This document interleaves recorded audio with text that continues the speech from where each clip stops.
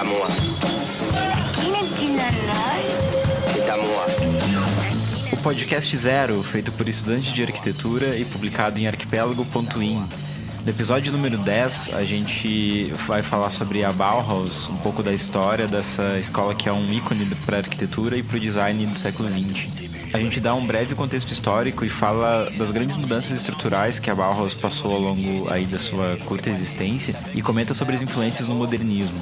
Lembrando que tu pode encontrar o nosso podcast no SoundCloud, iTunes, Mixcloud e agora também no YouTube. A gente está fazendo essa experiência de disponibilizar o áudio também no YouTube para ampliar o alcance do programa e também para facilitar a vida de quem aí não está muito familiarizado com a mídia podcast. E no programa de hoje a gente recebe o Diogo Braga, lá do Diário do Menestrel, que é um podcast de storytelling com uma produção incrível.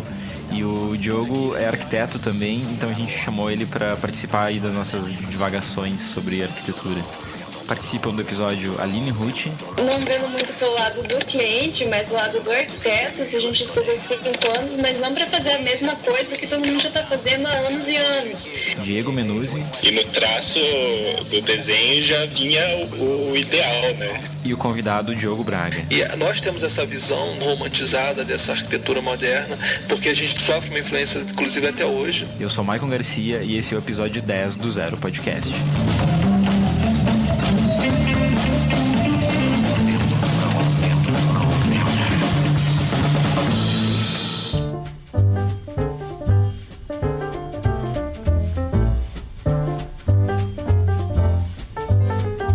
Tá, vamos começar então primeiro com a introduçãozinha do Diogo aí, se apresentando para os ouvintes.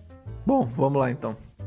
Meu nome é Diogo Braga, tenho um podcast Diário Menestrel e eu sou arquiteto. Há muito tempo que eu procurava pela podosfera um podcast de arquitetura. Eu tentei durante muito tempo fazer, mas não consegui. Aí eu fuxicando lá no SoundCloud os podcasts curtidos do Anticast, eu achei vocês. E fiquei muito feliz, porque as discussões são muito interessantes, foram temas que eu gosto bastante. Dá para ver que vocês fazem um estudo todo por trás e gostam de discutir. E eu acho que a questão é a discussão. E vocês levam essa vontade de discutir, vocês são estudantes e querem se desenvolver cada vez mais. E por isso que eu estou aqui hoje, entrei em contato, estou aqui hoje. Eu sou arquiteto, me formei em 2014, não faz muito tempo, e atualmente eu não trabalho com arquitetura, mas trabalho para arquitetura, né? Trabalho no CAL MG, e trabalho para a sociedade também, porque o CAL ele serve para proteger a sociedade da má atuação do profissional, não necessariamente para proteger o profissional. Mas é isso, eu gosto de discutir arquitetura, iniciei o mestrado, mas não pude concluir. É um prazer, sou o Diogo. Tu é um exemplo de cara que não trabalha exatamente com a arquitetura comercial, então, né? É uma alternativa que a gente sempre discute aqui também. Eu não trabalho com arquitetura comercial, volta e meia eu pego um projeto ou outro, mas são projetos esporádicos e eu tenho, pelo menos, eu posso meio que selecionar mais ou menos o que eu vou fazer também, né? Porque quando você é somente o profissional liberal, às vezes você não tem escolha, às vezes você meio que tem que se vender também. Você acaba se prostituindo, o mercado te prostitui. Sim. Isso é péssimo, para a própria valorização do profissional. O que a gente sempre comenta é que tem, além disso, além do mercado ser assim, tem a questão do próprio perfil do arquiteto, né? Que às vezes ele não se importa em fazer isso, né? Ele não se importa em se prostituir, né? Porque a vida é dura. A vida é dura. Eu pensei em a gente fazer, então, uma divisão ali pelas famosas 3 grandes fases, né, da Bauhaus, até porque eles têm uma inter-relação ali com a história da Alemanha e da Europa ali na primeira metade do século. E aí a gente pode ir pontuando também pelas mudanças ideológicas, né, com a questão ali das trocas de direção também, que além de ter 3 sedes, a Bauhaus teve 3 diretores, né, então meio que coincide todos esses períodos. Então, quando a gente fala de Bauhaus, é importante deixar claro de qual período a gente está falando, né, porque isso é uma discussão que a gente tem até com o pessoal do design mesmo, né, da questão da Bauhaus, pra gente, arquiteto, ser uma escola voltada para arquitetura, quando na verdade ela foi muito calcada também no design, né? É porque na verdade ela tentava voltar àquela ideia do artista complexo não, completo, né? E todo artista é complexo também, mas é o cara que ele consegue fazer tudo, né? Como no Renascimento, que teve Leonardo da Vinci, que ele fazia desde projeto de, sei lá, paraquedas até uma obra de arte, de pintura linda, como a Mona Lisa. Mas, então ele tentou voltar, na verdade, Bauhaus, na época do Walter Gropius, e aí a gente vai discutir a dicção, né? Dicção não, vai discutir como se pronuncia isso, mas eu pronuncio Walter Gropius. Não sei se é o certo. Mas vamos adotar essa pronúncia, então. O Walter Gropius, ele tentou fazer com que meio que resgatar essa coisa da era medieval e do Arts and Crafts, que é aquelas oficinas onde o próprio local de trabalho, a própria residência da pessoa e o conhecimento das guildas, né, as coisas passadas um para o outro, e a Bauhaus era esse tipo, todo mundo fazia tudo, e tinham você pensar a arte como uma coisa só, entendeu? Não pensar a arquitetura separado do design, mas era uma postura também que ia contra ali aquela crescente industrialização que estava acontecendo no início do século também, né? Mais ou menos, porque ele ia contra essa industrialização, mas ele se utilizava essa que é a questão, a parte do processo de criação, né, que já não estava sendo tão... não estava se dando tanta importância, né, por conta da industrialização, de que era mais fácil fazer coisas meramente produtos, né, eles pensaram já de novo na questão da criação, né, como objeto de estudo ali desde o início e tal, e pensando para a produção, né. E a utilização da fábrica não como uma ferramenta do capitalismo em si, exato, mas como uma ferramenta da equalização social das coisas, de tudo. Né? Porque um produto que você faz manualmente, você vende por um preço X. Um produto que você faz numa linha de produção de uma fábrica, você vende com um preço muito mais baixo que X. E aí você consegue popularizar. Então era a ideia de que todo mundo pode ter acesso a tudo. Então você, até as camadas mais populares, elas poderiam ter. Elas iriam ter a mesma cadeira que o cara rico lá na mansão dele teria. Hoje isso acabou sendo meio subvertido, né? Que as coisas da Bauhaus são objetos de design, né? Que são coisas que não são exatamente populares agora, né? Como acabou acontecendo com o modernismo como um todo, né?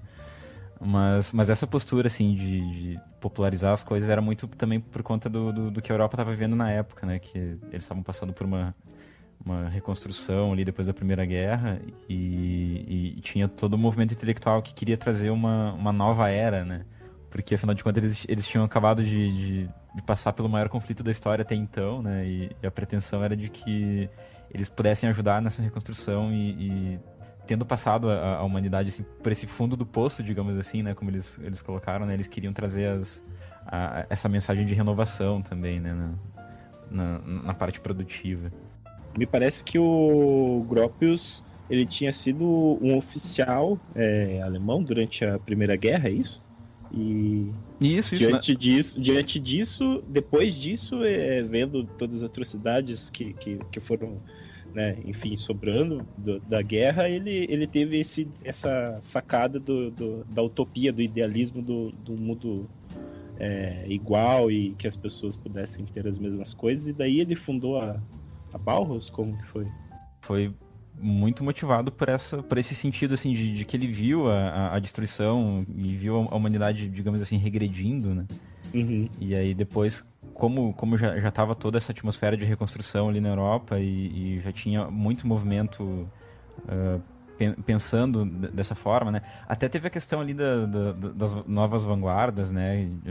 Estéticas ali, o dadaísmo, o surrealismo, que eram coisas que já iam para um outro lado, mas também como resposta a esse colapso que a Europa passou depois da Primeira Guerra, né? Mas era mais ou menos isso. E até o manifesto da Bauhaus ali, né, que ele escreveu em 1919 foi... Eu vi um manifesto calorosíssimo, exatamente, né? Uma coisa exatamente. revolucionária mesmo, assim. Foi nesse sentido. E o que é legal também, pra gente entender a motivação deles e o sentido que eles queriam colocar nisso, no início, é a ilustração, né, que tem ali no manifesto da Bauhaus, que é uma catedral, né, e que remete a uma espécie de farol, assim, né. Então eles se colocavam como os mensageiros dessa nova era aí de reconstrução. E no traço do desenho já vinha o ideal, né? Moderno. Sim, tudo pensado desde o início. Né? Parece que foi a reunião de umas escolas de artes plásticas que já existiam lá em Weimar. Ou Weimar, não sei como é que se fala também, o nome não sei alemão. E aí eles juntaram essas escolas que já existiam e fundaram a Bauhaus, muito influenciadas pelas ideias do construtivismo.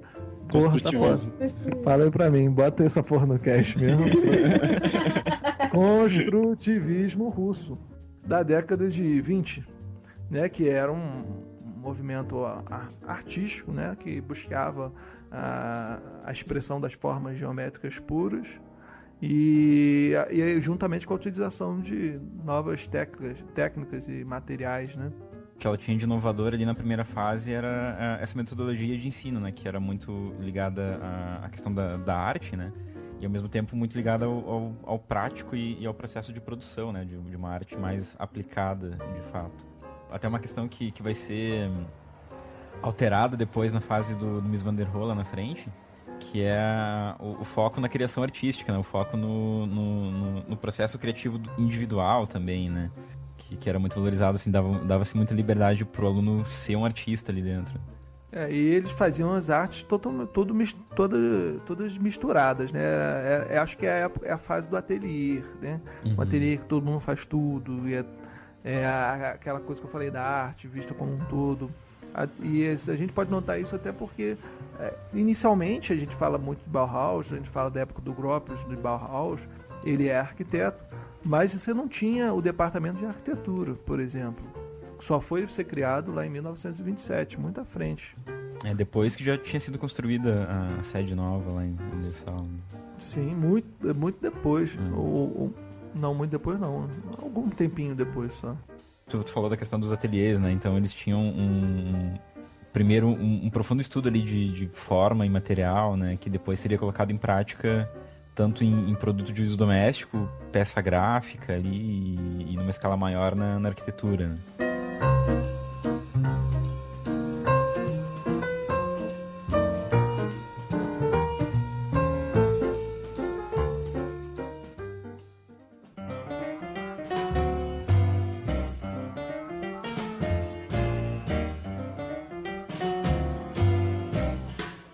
E aí que em 1924 a escola ela decide se mudar. E essas ideias inovadoras elas foram chamando a atenção e a escola foi crescendo, né, de alguma forma. Ela teve que se mudar. E aí vai ser quando o Gropius ele vai se expressar toda a sua modernidade no novo edifício que vai ser construído para a escola em Dessau. A Bauhaus em Dessau, que foi um projeto de 1925, você pode ver nitidamente a influência da Fagus Factory, que foi projetado também por ele, pelo Adolf Meyer, e que foi construída lá em 1911. E se você comparar a imagem das duas, vocês vão ver que são bem semelhantes, são estéticas bem semelhantes. Tem aquelas coisas, aqueles dogmas do modernismo que vão ser depois, né, muito exportados para todo mundo, né? Que a Bauhaus ela tem uma fachada livre e os pilares eles são recuados. Você tem somente um plano de vidro. Na Bauhaus você tem poucos pilotis, mas nas partes de transição você tem os pilotis. Você tem uma forma que ela vai seguir a função, não necessariamente o contrário. Nessa mudança, sim, nessa mudança de sede E algum momento, alguma crise histórica aconteceu para ter uma grande mudança no ensino da Bauhaus, ou foi só a mudança de sede mesmo e a arquitetura do lugar? Na verdade, desde o início eles sofreram algumas críticas por serem muito ligados ao comunismo e tal, e serem artísticos demais para a sociedade ali que estava começando a se configurar na época, né? Que foi quando o Partido Nazista começou a ganhar força e tal, né? Isso veio influenciar mais depois no final, né? Mas ali no início, se eu não estou enganado, eles já começaram a sofrer críticas na própria cidade mesmo, de... Como é que era? Weimar. Ou Weimar, não sei como é que se fala. E aí um dos motivos da mudança foi esse, né? Além de precisar de uma sede própria, tinha a questão da pressão da sociedade ali da época, né? Que tava querendo expulsar eles do lugar também. Talvez seja isso mesmo, até porque a cidade Dessau é uma cidade industrial. Era uma cidade aspirante a uma cidade industrial. E essa ligação da Bauhaus com a fábrica, né? Isso, mas Dessau também tinha questão de postura política também, que era um pouco mais aberta, né, do que Weimar. Sim. Depois da mudança para Dessau, a gente teve que começou mais forte a produção arquitetônica, de fato, da Bauhaus, né? Que foi nessa fase também que foi criado o departamento de arquitetura. E aí aliás, antes de ser criado o departamento de arquitetura, todo o projeto do novo edifício foi feito pelo próprio escritório do Gropius, né? Isso que é legal de falar, que durante o projeto dessa sede nova ainda não existia um departamento de arquitetura específico ali, né? Que ele acabou sendo criado depois e eles tiveram uma grande influência ali na urbanização da cidade de Dessau. Vocês chegaram a ver alguma coisa sobre isso? Não, sobre a urbanização da cidade, não. Eu desconheço. Então, ali em 1926, mais ou menos na época que estava sendo construída, né, a sede nova, eles acabaram participando de um projeto de moradia popular, né, num bairro de Dessau. Aí foi construído na primeira fase, na fase inicial, 60 casas, né, e eles aplicavam de novo aquela questão da postura modernista para a construção, né, de popularizar e de racionalizar, né. Então eles tinham uma racionalização do trabalho dentro do local de construção, eles usavam as próprias pedras do local ali, né, que tinham depósito natural para não ter problema de transporte e cascalho, areia, essas coisas, né. E eles utilizavam a questão do material pré-fabricado e da padronização dos componentes, né, que é mais ou menos os princípios aí do modernismo lá no início, né. E o interessante também é que, como eram casas populares, eles acabavam deixando que o custo da casa fosse baixo e acabou que os próprios trabalhadores que ajudaram a construir puderam comprar as casas. Então foi todo voltado para isso. E até 1928 foram construídas mais 256 casas dentro desse mesmo modelo.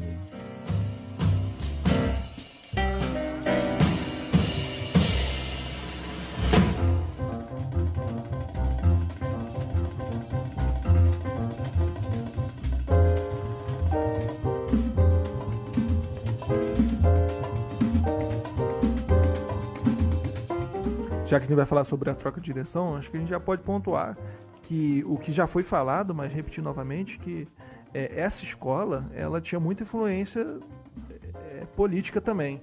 Embora o Gropius alegasse que a Bauhaus fosse apolítica, ela tinha influência. E tinha uma influência porque tinham muitos alunos russos. E tinha influência de artistas, porque eles eram uma escola influenciada pelo construtivismo russo. E isso era muito mal visto pela sociedade, né? Que era uma sociedade extremamente nacionalista, e eles eram vistos como não nacionalistas. Exato, muito mais internacionais, né? Você criar uma casa, criar uma moradia que vá contra a tradição da moradia tradicional alemã, isso é uma afronta praticamente, né? Eu acho que nem só alemã, né? Hoje, se a gente for ver, principalmente nos Estados Unidos, ainda é assim. É aquele modelo de casa que tem que ter o telhado, tem que ter pedra, tem que ter o jardim na frente, tem que, sabe? Então é muito... Aí você vai na Holanda, tem aquelas construções lindas, muito baratas, funcionais, e que não precisa de tudo aquilo, sabe? Até hoje é assim, então... Mas eu discordo, eu acho, eu sou muito polêmico com relação a isso, porque na verdade quem vai morar é o cliente, é a pessoa, e nós temos essa visão dessa arquitetura, essa visão romantizada dessa arquitetura moderna, porque a gente sofre uma influência, inclusive até hoje, dela, mas eu entendo muito, porque inclusive tem um livro que fala muito sobre isso, da Bauhaus ao nosso caos. Olha, esse livro é muito bom, nem sei quem é o autor, que fala sobre isso, fala sobre que o arquiteto moderno, ele é tão soberbo que ele constrói do jeito que ele quer, e ponto, e não leva em consideração o desejo do cliente. E às vezes o cliente ele quer aquilo, ele quer aquela casa com aquele telhadinho, aquelas duas águas, que aparecendo um chalezinho e tal, e eu acho que a função social dos edifícios estatais talvez seja uma coisa de divulgar os novos movimentos modernos, seja uma coisa mais assim. Mas a construção da casa em si, eu não vejo por que não construir uma casa com cara de casa. Eu entendi e eu concordo bastante com o que você disse. Inclusive é uma política que vem sendo apresentada bastante hoje em dia, por exemplo, em concurso nacional de moradia estudantil. Eu vejo que se prima muito pela a inovação, entre aspas, né, da construção modernista, assim, de utilizar os pilotis, a fachada livre, esse tipo de coisa, e daí a aplicação de materiais high-tech, por exemplo. Mas é de uma coisa que vai vir de um subsídio governamental e tudo mais. Eu acho que no mercado popular, como você mesmo disse, né, para as pessoas fica difícil você... Porque daí, quando o arquiteto vai fazer uma coisa dessa, ele acaba impondo uma metodologia de construção para o cliente, porque ele não tem, às vezes, tanto conhecimento daquele tipo de construção. Então, não é uma coisa que ele vai querer, não é aquilo que ele passa, olha na rua e diz que é bonito, né? Então eu também concordo com isso, porque o que a gente tem, acima de tudo, é fazer uma casa que funcione e que faça o cliente se sentir bem, e que ele entenda aquilo como um parâmetro com um layout interno de casa, né? Uma coisa acolhedora. E se a pessoa não está naquela esfera, se ela não tem aquela sabedoria cultural de entender um ambiente cheio de linhas retas e com muito branco, concreto e vidro, exposição da privacidade como um ambiente caloroso para ele, que ele possa se sentir bem lá. Então acho que a gente tem que trabalhar dentro do que ele acha que é bom mesmo. Concordo plenamente com você. É difícil porque as referências são diferentes, né? Inclusive tem um filme muito bom chamado Mononcle. Vocês já viram Mononcle? Não. Que é a visão de uma pessoa que mora num subúrbio e uma pessoa que mora numa periferia. Então, no subúrbio que eu falo é o subúrbio das pessoas, como subúrbio americano, as pessoas que moram em casas assim mais modernas no sentido do estilo moderno, e as pessoas que moram em casas já antigas e tal. E é interessantíssimo ver essa dualidade. As pessoas que moram nas casas modernas, que tem uma estética que parece uma fábrica, que parece essa estética da Bauhaus, da construção da Bauhaus e da Fagus Factory do Gropius, eles começam a agir de uma forma um pouco mais mecânica. Parece que o ambiente vai influenciando. E o outro não, o outro já tem uma vivência um pouco mais humana e tal. É uma coisa muito interessante e que mostra meio que a influência do meio na pessoa. É interessantíssimo, vocês têm que ver. Isso é o filme? Isso é o filme. Uhum. E o livro é sobre o que mesmo? O livro fala sobre a questão da moradia ser... tipo assim, das vezes do arquiteto ser tão soberbo e querer impor certas ideias, né? Enquanto que às vezes o cliente ele só quer somente uma casa com cara de casa. Na verdade não foi nem um arquiteto que escreveu, é um jornalista. O problemático que eu acho disso é que, assim, não vendo muito pelo lado do cliente, mas do lado do arquiteto, que a gente estuda há 5 anos, mas não para fazer a mesma coisa que todo mundo já está fazendo há anos e anos, sabe? Não estou vendo isso como um lado ruim, mas inovar, às vezes, eu acho que importa, ainda mais pra gente, na nossa carreira como arquiteto, sempre fazer as mesmas coisas, seguir as várias tradições e não ter uma alternância, não ter uma mudança e continuar do mesmo jeito que tá, eu acho que isso é uma problemática. Porque a gente tá daí no modo robô, sabe? Fazendo as mesmas coisas e não inova. Com certeza, eu concordo. Tem que inovar, mas às vezes dá pra... você tem que levar o cliente com você, né? Você tem que fazer ele abraçar a sua ideia e tal. Não desafiar. Exato, sem ser arrogante. A gente tem que propor coisas novas. O problema é que a gente está propondo soluções baseadas no modernismo há muito tempo. O modernismo, ele teve a sua... ele tem todos os seus méritos, ele foi sensacional. Foi um movimento que a gente nunca vai esquecer e a gente vai estar sempre sendo influenciado por ele. Mas a gente tem que dar um passo à frente. Eu tenho uma visão meio né, de que a gente tem que dar passos à frente. Inclusive já tiveram movimentos que foram esquecidos, entendeu? Ninguém discute mais o Aprendendo com Las Vegas, do Robert Venturi, que vai falar sobre... É um dos primeiros livros que vai criticar o modernismo. Ele vai falar um pouco disso. Ele faz uma visão... Ele não fala que a gente tem que fazer uma arquitetura igual que tem em Las Vegas.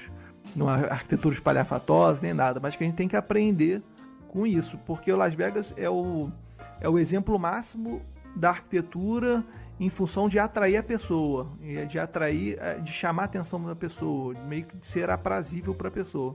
Então você tem um cassino que é uma réplica miniatura de Nova York. Então isso atrai as pessoas. Então você é o exemplo extremo de você fazer uma arquitetura banal, uma arquitetura pobre, só para você chamar a atenção. Então é um exemplo extremo que ele usa, alertando nós arquitetos, a gente tem, no sentido de que a gente tem que aprender com isso, entendeu? Mas aí esse livro dele sofre muitas críticas porque a arquitetura de Las Vegas é uma arquitetura pobre, mas ele não falou pra gente repetir o que eles fazem lá, a gente falou pra gente aprender, que a gente tem que ter uma visão crítica e a gente tem que fazer uma arquitetura que seja aprazível para quem passa também, para quem é leigo, para quem não estudou arquitetura. Eu acho que é meio bizarro, assim, tipo, a gente avançar tanto na arquitetura, tanto... Eu penso isso muito na área de conforto ambiental, assim, em tudo que a gente aprendeu, para você ir lá e replicar uma arquitetura neoclássica com janelinha, um monte de coisa que não vai funcionar trazendo o conforto para a pessoa que vai usar aquele ambiente, né? Você vai usar, sei lá, você vai replicar uma coisa que é famosa e que vai trazer turismo, sei lá, alguma coisa nesse sentido pro lugar, mas putz, eu se fosse no caso, não importa assim qual fosse o contrato, assim, eu não conseguiria me sentir bem sabendo que eu tô regredindo ao ponto de refazer uma coisa que a gente já estudou e já sabe que não funciona mais. Mas você pode utilizar de formas irônicas que vão servir a uma crítica, né? Não sei, entendeu? Ou uma expressão artística única. Por exemplo, tem um edifício do Frank Gehry, que é em Venice Beach, que é sede da Google, ou foi, não sei, que é um Chiat Building, se não me engano, é um binóculo gigante da altura da fachada e é uma cópia de um objeto mimetizando, né? Bem mas é aquilo, você passa e tem uma função artística, né? Uhum.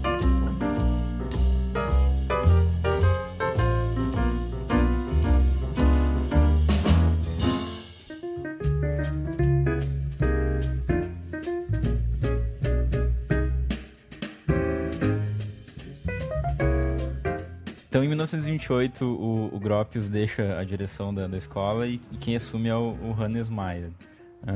Ele já estava coordenando aquele recém-criado departamento de arquitetura, né, que a gente comentou. Aí, assim, pelo que eu ouço falar sempre quando eu falo de Bauhaus e do Hannes Meyer, do período dele, é que a escola passou a ter um viés muito funcionalista, né? Não sei o que vocês viram sobre isso. Eu vi que foi um período negro da Bauhaus. Pois é. E É? aí colocando esse funcionalismo como uma coisa ruim, né? Foi essa a impressão que vocês tiveram também? Que eu tive foi É. a primeira vez. Me falaram, foi dividido em 3 fases, se eu não me engano. Mas a segunda fase, que seria a do Mayer, não sei, eu acho que a dele que foi a pior, dizem, né? Foi que eu... Sim, mas pior em que sentido? No sentido do ensino, por ser algo, como você disse, né? Que é totalmente diferente do que era antes, não era mais criativo.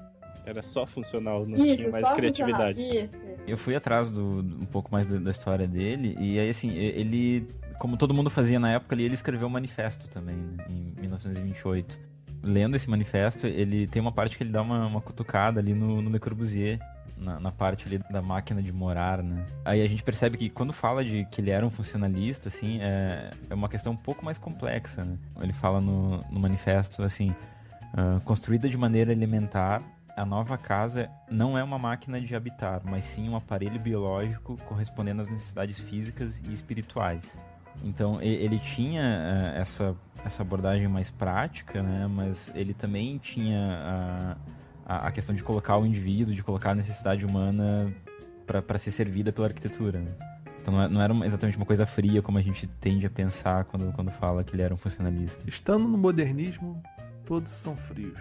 A não ser depois quando tem as revisões do modernismo, Niemeyer e tudo, né? Alguns mais, alguns menos ali. Mas e outra questão importante do Maier é que ele era um comunista quase assumido, né, naquela época ali. E aí a repressão política foi muito maior, porque, como eu tinha falado, o Gropius ele tinha uma posição meio que apolítica, né? Ele só queria fazer arte, né? Aí com o Maier, com essa posição um pouco mais forte, né? Ele acabou chamando mais a atenção desse novo movimento político que estava ganhando força na Alemanha, né? Tem outra coisa que é legal de falar dessa fase do Maier, é que passou a ter na Bauhaus, lá na formação, muito mais palestras e alguns cursos voltados para sociologia e biologia também, né? Dentro dessa abordagem ali que ele colocou no manifesto. Biologia? Biologia, No sentido biologia humana, né? Isso. Interessante. Então esse tipo de ciência humana começou a ter muito mais protagonismo ali na Bauhaus, né? E aí, por isso que eu achei interessante, né? Porque quando a gente fala dessa fase, eu vejo que seria colocada como fase mais fria, né? E na verdade ele tentou colocar muito como o ser humano no centro ali e todo o processo de design, de projeto arquitetônico voltado para o ser humano. E aí, justamente que ele tirou aquele foco mais artístico que tinha na fase do Gropius. Mas o problema do foco no ser humano, que o moderno ele tem esse foco, mas ele é sempre um foco no ser humano médio, que é aquele cara que tem 1,78 m de altura, e é o cara europeu, né, que é um cara alto, 1,78 m, 1,80 m de altura.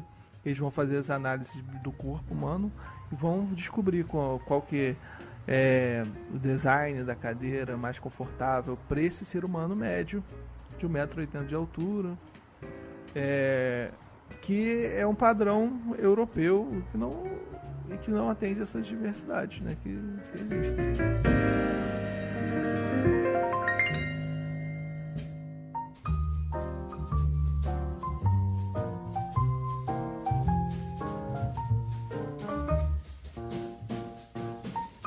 E aí, em 1930, o Hannes Maier acaba sendo convidado a sair da Bauhaus, né, muito por pressão política ali do Partido Nazista que estava começando a tomar o poder. E ele acabou daí dando lugar ao Mies van der Rohe, que uma grande diferença da abordagem do Mies van der Rohe para o Gropius é que o Mies colocava a arquitetura como base, né? E enquanto que o Gropius colocava a arquitetura como um objetivo final dentro de um processo longo, né? Então, eu acredito que essa última fase com o Mies van der Rohe seja a fase mais arquitetônica, digamos assim, da Bauhaus, né? que é o que a gente sempre discute com o pessoal de design também, né? Que se a Bauhaus era uma escola de arquitetura ou uma escola de design. Então acho que nessa fase pode-se dizer que ela tinha muito mais foco na arquitetura mesmo. E aquela questão do ateliê, deixaram de existir os ateliers. E a escola passou a ser muito mais aquela questão do ensino, se investiu muito mais no ensino, nas aulas, e menos naquela parte prática de produção, né? Produção dos protótipos. E o curso primário, né, que chamava, né, que tinha na época do MIS, né, que era aquela questão de ter uma liberdade total, né, para experimentar, né. Aqui já não tinha tanto, né, já era muito mais um pouco da herança do Maier também, né, de ser mais prático, mais voltado para produção. E aí o MIS foi quem acabou coordenando a mudança da Bauhaus para sua última sede, que foi em Berlim. Eles foram também muito... Aí sim, já pressão direta do Partido Nazista pela questão das ideias, pela questão de como a Bauhaus se apresentava para a sociedade alemã da época, né? Como sendo futurista, eles eram acusados de ser antinacionalistas também, né? E aí, durante um tempo, o Mies van der Rohe ele alugou lá uma fábrica que não estava funcionando e tentou manter a Bauhaus funcionando nessa fábrica, mas não conseguiu pelas pressões políticas que ele recebeu desse governo nazista, né? E a Bauhaus ela era uma escola que tinha financiamento público, né? E nessa fase eles tentaram até continuar ela como uma instituição privada, né? Só que eles acabaram, então, perdendo essa verba que eles tinham do governo alemão e perdendo também os royalties que eles tinham ali com os produtos que eles desenvolviam, né? Então, nem isso eles recebiam mais. E o Mies van der Rohe ele tentou bancar com o próprio dinheiro dele um tempo, né? E aí a Bauhaus foi fechada e essa pressão, esse domínio cada vez maior dos nazistas fizeram muitos desses artistas da Bauhaus se espalharem pelo mundo, né? E esses ideais e essas ideias desse pessoal da Bauhaus, ele se espalhou pelo mundo e conquistou. Influenciou a criação dos cianos, do estilo internacional. Tanto o Gropius quanto o Mies van der Rohe foram para os Estados Unidos, onde eles foram meio que acolhidos pelo Philip Johnson, que inclusive tinha feito, né, fez em 1932 no MoMA, no Museu de Arte Moderna de Nova York, fez a exposição para apresentar o que é o modernismo para a sociedade. E quem ganhou muito foi o mundo, que começou a conhecer mais sobre essa arquitetura moderna. E daí também começou uma treta entre... como é que é? Ih, me deu branco aqui agora. Ele é o arquiteto modernista dos mais famosos dos Estados Unidos. Não é o Frank Lloyd Wright? Frank Lloyd Wright, lógico. Frank Lloyd Wright. Aí nessa exposição... na exposição do Bauhaus, essa exposição que o Philip Johnson organizou para apresentar o estilo moderno de arquitetura para a população americana, o Frank Lloyd Wright, ele teve que é americano, ele teve um espacinho lá reservado para ele apresentar as suas obras e tal. Só que ele não ficou satisfeito, ele achou que era muito pouco para ele e tal. Aí teve uma treta. E aí, volta e meia, esses arquitetos eles vão se bicar. O Frank Lloyd Wright nunca se deu bem com esses arquitetos que vieram da Europa. Que legal, não sabia disso. Eu também nunca tinha ouvido falar. Tem uma treta brabíssima. O Mies van der Rohe, se o Frank Lloyd Wright chegasse num local que não tivesse o Mies van der Rohe, ele não ficava, ele ia embora. Era sinistro. Wright versus Philip Johnson. Boa. Essa é nova. Boa. Tá, mas é isso. Enquanto a América ela se desenvolveu com ideias arquitetônicas progressistas, a Alemanha ela ficou presa nessa coisa do tradicionalismo, né? E esse tradicionalismo ele foi liderado pelo arquiteto Albert Speer.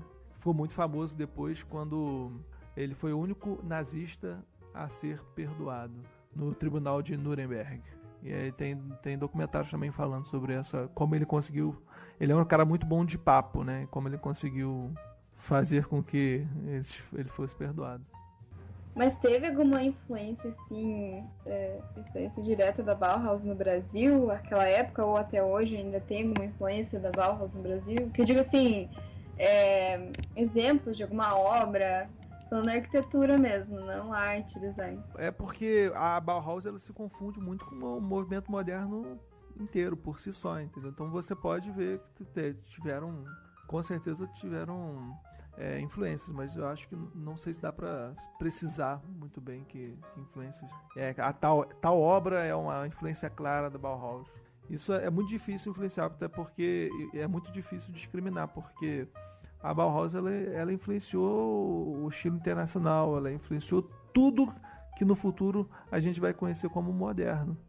E aí aí depois vão vir os revisionistas, né? Inclusive aí o Niemeyer está no meio disso, que não é só uma questão de funcionalista, você tem que ter a questão formal também, é uma questão do localismo, você tem que localizar a obra no ambiente que ele vai ser construído, até por essas questões que o Diego falou, do conforto ambiental. Que é a grande crítica do movimento dessa arquitetura internacional, né? Exatamente. E que exporta um modelo de estético até, né? Que não leva em consideração o ambiente onde ele vai ser construído. E essa galera do Niemeyer, o Lúcio Costa, essa galera que vai fazer essa revisão para o Brasil, ela vai fazer uma revisão muito bem feita, com a utilização de brises, por conta de brises, muxarabis, varandas, por conta do nosso clima, que é muito mais quente do que deles, europeus, né? E eu acho que inclusive tem uma historinha quando, não sei se vocês conhecem a Casa das Canoas do Niemeyer, no Rio de Janeiro.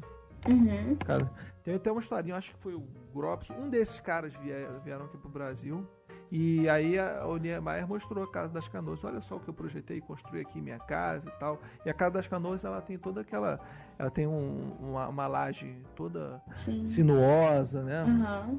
Ela toda curva. E aí desses caras falaram assim, é uma casa linda, pena que não pode ser replicada. Foi o próprio Gropius que veio pro Brasil nessa época aí. Foi o Gropius? Então deve ter sido ele que falou esse negócio. Sim. Essa historinha foi com ele. Porque eles tinham essa ideia da arquitetura como uma coisa que pudesse ser replicada como um produto fabril, né? Uhum. Até por conta dessa coisa que a gente falou lá no início, de que eles estavam pensando numa arquitetura para uma reconstrução de uma Europa já destruída pela Primeira Guerra Mundial.